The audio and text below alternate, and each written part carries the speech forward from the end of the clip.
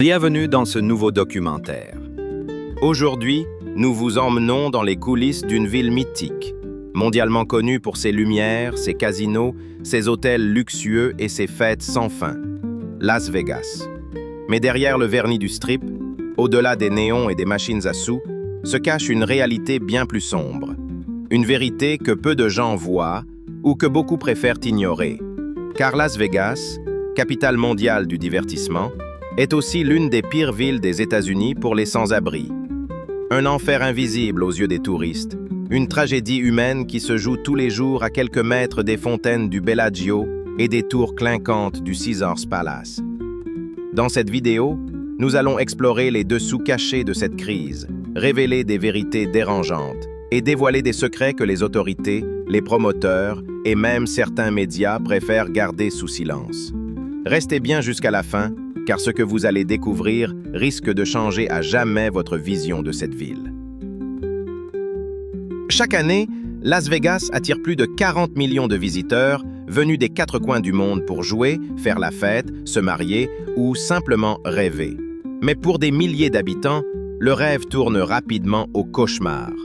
En 2025, on estime que près de 7000 personnes vivent dans la rue à Las Vegas, un chiffre en constante augmentation.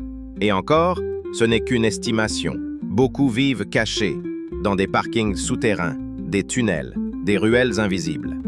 Car oui, le secret le plus choquant de Las Vegas, c'est l'existence d'une véritable ville souterraine. Les tunnels de l'ombre, la société cachée dessous Las Vegas. Sous les rues de Las Vegas, plus de 300 km de tunnels d'évacuation d'eau ont été creusés pour faire face aux rares mais puissantes inondations désertiques. Ces tunnels, à l'origine conçus pour protéger la ville, sont aujourd'hui habités par des centaines de sans-abri.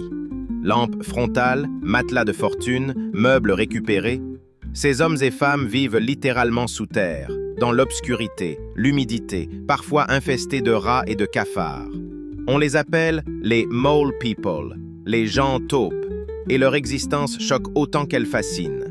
Certaines galeries sont organisées comme de petites communautés, avec des règles, des codes, des limites. Mais la précarité y est extrême, et à la moindre pluie, tout peut être emporté par une crue subite. Distribuer de la nourriture en plein air sans autorisation peut être puni. Certains activistes parlent de criminalisation de la pauvreté, voire de nettoyage social. Des policiers